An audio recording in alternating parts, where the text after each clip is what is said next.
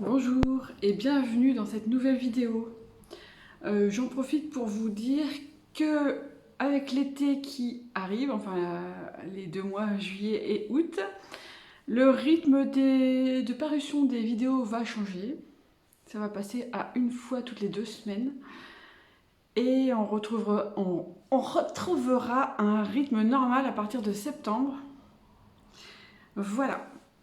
Et comme ça, en plus, ça me laissera le temps de noter des nouvelles idées de sujets, etc. Donc voilà, puis de toute façon, l'été, vous aurez plein d'autres trucs à faire. Hein. Siroter un mojito sur la plage, manger une bonne glace bien fraîche, profiter de la vie. Encore plus. Bon, le sujet de la vidéo, ceci étant dit, c'est est-ce qu'il faut du courage pour être médium? Parce que c'est un truc que j'ai souvent entendu, qu'on m'a souvent dit, waouh, t'es courageuse. Et j'étais surprise parce que je me trouve pas enfin, je me trouvais pas courageuse. Et ce serait certainement pas la première qualité que j'aurais énoncée en parlant de moi, le courage. J'ai longtemps eu la sensation que j'étais une trouillarde, j'avais peur de beaucoup de choses. Ou disons plutôt que mon cerveau a la capacité d'anticiper ce qui pourrait potentiellement mal tourner. C'est bien, mais c'est chiant en même temps, hein, parce que imaginez que le pire puisse arriver, c'est fatigant. Donc je travaille là-dessus pour lâcher prise. J'ai pas mal lâché prise et je continue parce que le lâcher prise, c'est la vie, n'est-ce pas? Et donc, ouais, je me considérais pas comme quelqu'un de courageux. Je me posais même la question, je me disais, j'espère que je serai jamais confrontée à une situation comme quelqu'un se fait agresser dans le métro ou dans le train à côté de moi, qu'est-ce que je fais? Est-ce que j'aurais le courage d'intervenir ou je serais comme tous les autres, je serais une lâche qui ferait rien? Et ça, c'est horrible, je voudrais jamais être confrontée à cette situation. Bon, je pense que j'interviendrai maintenant. Sauf que tout le monde dit ça, puis quand ça se passe dans les faits, combien il y en a qui interviennent, hein? Combien? Bon, donc voilà, on peut croire qu'on est courageux, et puis ça c'est la façade de civilisation, on va dire. Et puis quand on se retrouve confronté à un truc vraiment qui fout la trouille, le courage il se barre en courant, sauf chez certaines personnes vraiment héroïques. Et je ne me considère pas dans cette catégorie.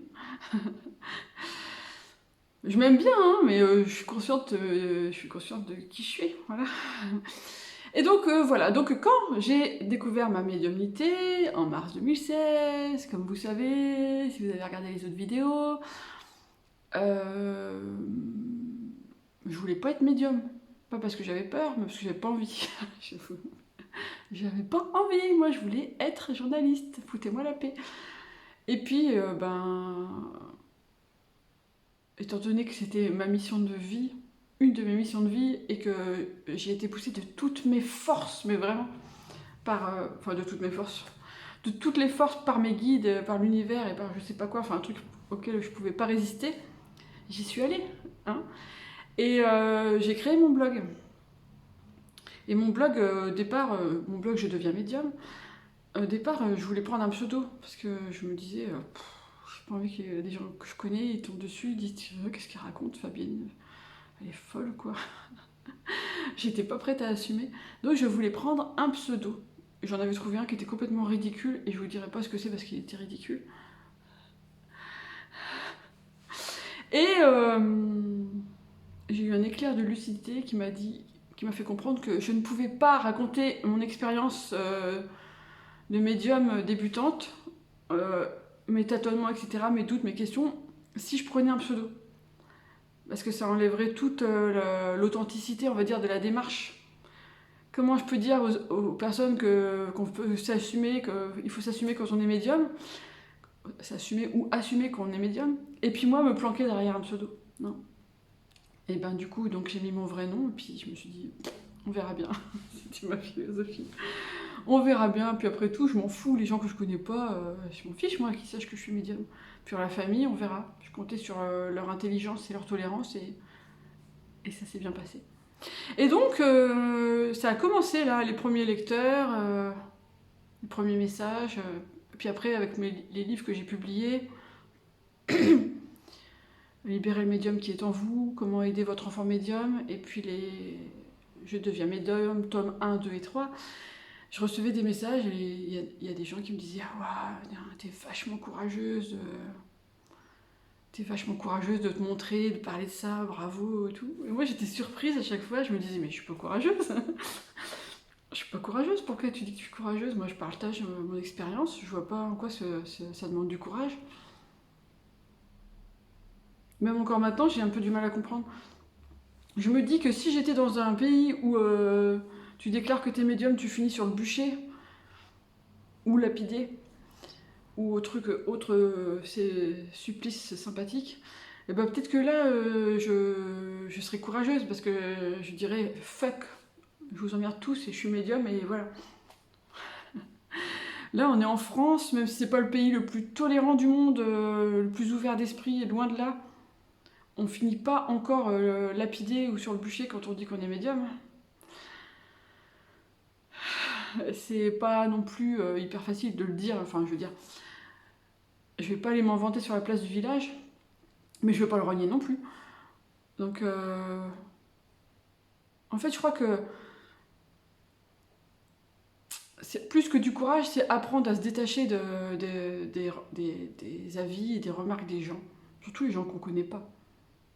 Par exemple, vous voyez, quand j'ai publié mes livres auto-édités sur Amazon, au début c'était des commentaires gentils et tout, j'étais contente, et puis je m'en suis pris quelques-uns vraiment violents, méchants. Oh là là, c'était dur au début, hein. Ça me faisait vraiment des nœuds dans le ventre, et je me disais mais comment ils peuvent penser ça de moi, comment... Puis après, au bout de quelques critiques, je me suis dit, de toute façon ces gens-là ils me connaissent pas, et puis moi je sais dans quelle intention j'ai écrit ces livres, et pourquoi je les ai écrits, donc après ils pensent ce qu'ils veulent, je m'en fous. Et ça m'a aidé à passer au-dessus des critiques. Donc peut-être que le courage, ce qu'on appelle le courage, que vous prenez pour du courage, c'est juste ma capacité à me foutre de ce que les gens que je connais pas pensent de moi. Voilà. Tu penses que je suis une menteuse, que je raconte n'importe quoi, bah c'est ton avis, je m'en fous. C'est plus révélateur de ce que toi tu penses que de ce que je suis vraiment. En fait, c'est ça, c'est des histoires de projection. Ce que les gens ne supportent pas chez moi, c'est des choses qu'ils projettent, qui viennent d'eux. Donc ça me concerne pas. Donc le courage, c'est... Le courage, c'est juste que j'accepte qui je suis avec mes bafouillements, mes bafouillages. Avec mes bafouillages, avec mes doutes, avec mes incertitudes, avec mes prises de conscience, avec mes capacités qui développent mes perceptions, mes rêves prémonitoires, ou mes rêves de vie antérieure. Enfin, ça fait partie du package Fabienne Bizet. Et donc j'assume qui je suis, voilà. Si c'est ça le courage, bah alors oui, je suis courageuse. Si assumer qui on est sans chercher à se cacher derrière un masque, c'est être courageuse, alors oui, je suis courageuse. Mais je pense que même sans être médium, n'importe quel métier, non, en fait, ou n'importe quelle situation dans la vie, le fait juste d'assumer qui on est, c'est peut-être que c'est ça le courage. Voilà, donc est-ce qu'il faut du courage pour être médium? Non, il faut assumer qui on est et se faire confiance, avoir la foi, je dirais plutôt ça. Et voilà. Je vous dis à dans 2 semaines pour la prochaine vidéo. Ciao!